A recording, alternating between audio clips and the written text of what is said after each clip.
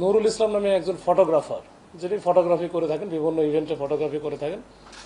উনি সন্ধ্যা বা 8টার কাছাকাছি, 8:15টার দিকে, রাত 8:15টার দিকে রিক্সা যোগে উনি এবং তার সাথে আরেকজন ছিলেন ইমন।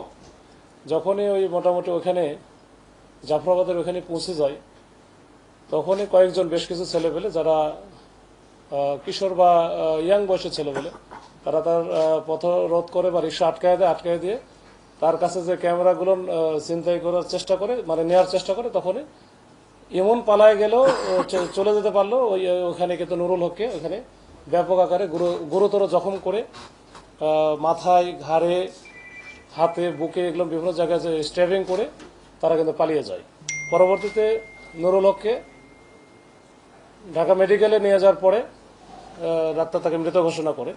এই অবস্থার প্রেক্ষিতে একটা মামলা হয়।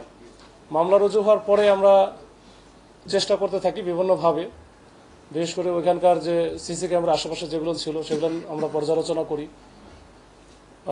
এইখানে তথ্য প্রযুক্তি আমরা ব্যবহার করি এবং এই ক্ষেত্রে আমরা কিছু ক্লু পাই যে তার সাথে এই ইভেন্ট ম্যানেজমেন্টের কথা বলে বা যে বিয়ের অনুষ্ঠানের কাভারেজ দেওয়ার কথা বলে তাকে কিন্তু ডেকে নিয়ে আসে।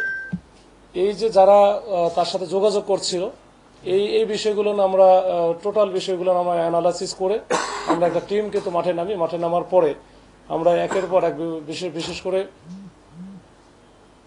ময়মনসিংহের যে ধুবাউড়া বা হালুয়াঘাট, ওইখানে 2-3টা থানা এবং এদিকে ঢাকা জেলা আশুলিয়া থানা কিছু এলাকায় অভিযান পরিচালনা করে আমরা মোটামুটি এখন পর্যন্ত 10 জনকে ধরেছি। এই 10 জনই আমরা মোটামুটি জেনেছি এই 10 জনই এই ঘটনার সাথে সম্পৃক্ত ছিল, সরাসরি সম্পৃক্ত ছিল।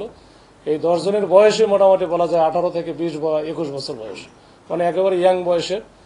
এবং এর নেতৃত্বে ছিলেন হচ্ছে নাইম। এই গ্রুপটা মূলত টিকটকার গ্রুপ। এরা হচ্ছে রায়ের বাজার কেন্দ্রিক এদের বাসা।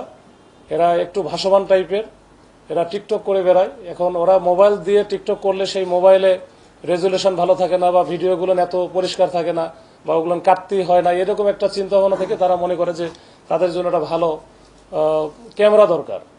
এই ডিএসএলআর ক্যামেরা এখান থেকে তাদের মাথায় আসে যে ডিএসএলআর ক্যামেরা সংগ্রহ করতে হবে যেভাবে হোক। তো এইটা ওরা ফেসবুক পেজে একবার 2-1 যে ওর মধ্যে ছিল, তো ওরা এই হাসান নামে একজন আছে, মনে হয় হাসান, শাহিন, সরি। তো ওরা তখন ফেসবুকে একটা গ্রুপ দেখে ইভেন্ট ম্যানেজমেন্টের, যে নুরুল ইসলাম নামে একটা পেজ আছে, ফটোগ্রাফার পেজ। ওইখান থেকে নুরুল ইসলামের নাম্বারটা কিন্তু তারা কালেক্ট করে তার সাথে যোগাযোগ করে। প্রথমে ফোন দিয়ে যোগাযোগ করার পরে বলে যে আমাদের তো ইভেন্ট একটা আছে, বিবাহ অনুষ্ঠান জাফরাবাদে, তো এইখানে আপনি করতে পারবেন। বললো যে আমার কাজই তো ইভেন্ট ম্যানেজমেন্ট করা বা ফটোগ্রাফি করা, সমস্যা নেই, আমি করতে পারবো। তো 500 টাকাও তারা বিকাশে দেয়, যেটা বিশ্বাসযোগ্যতা অর্জনের জন্য। এটা 15 তারিখের ঘটনা। তারপরে তারা এর মধ্যে যোগাযোগ করে সব ঠিকঠাক আছে। 16 তারিখে এই নুরুল ইসলাম থাকেন আবার এজিবি কলোনি, যেটা যে মতিঝিল, ওখান থেকে সন্ধ্যার পরে সে বের হয়ে আসে ও তাদের সাথে যোগাযোগ করে যখন এই যে শঙ্কর বাস স্ট্যান্ডের নামে, ওখানে একজন তার সাথে দেখা করে কোথায় যাইতে হবে, যে ব্লুমিং চাইল্ড স্কুল যেটা আছে ওটার কাছাকাছি ওখানে যেতে বলে, যে ওইখানে আমাদের লোকজন আছে, ওর পাশেই হচ্ছে বিয়ের অনুষ্ঠান, আপনি চলে আসেন।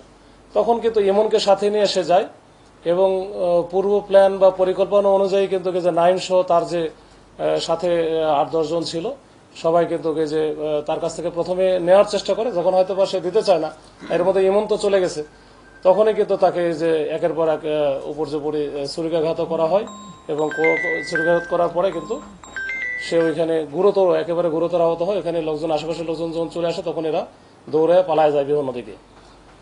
তো এই ঘটনায় আমরা কিন্তু যে দুটো ডিএসএলআর ক্যামেরা ছিনতাই হয়েছিল বা ওখান থেকে নিয়ে গেছিল, এই 2টা ক্যামেরাই আমরা কিন্তু উদ্ধার করেছি। একটা ক্যামেরা আমরা মোহাম্মদপুর এলাকা থেকে 2টা ক্যামেরা উদ্ধার করা, এবং এর সাথে যে অস্ত্র তারা ব্যবহার করেছিল, বিশেষ করে চাপাতি এবং রামদা, এগুলো কিন্তু আমরা উদ্ধার করেছি এবং এগুলো কিন্তু আমরা সিসি ক্যামেরা ফুটেজেও দেখেছি যে রামদা নিয়ে দৌড়াইতেছে।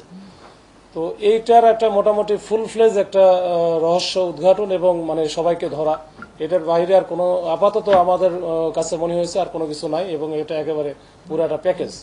তো এই ঘটনার মাধ্যমে আমরা মোটামুটি একটা দুর্ধর্ষ বা চাঞ্চল্যকর যে একটা মার্ডার হলো, একটা ইভেন্ট ম্যানেজমেন্ট বা যে ফটোগ্রাফি করে তার, এইটা আমরা উদ্ঘাটন করতে সক্ষম হয়েছি।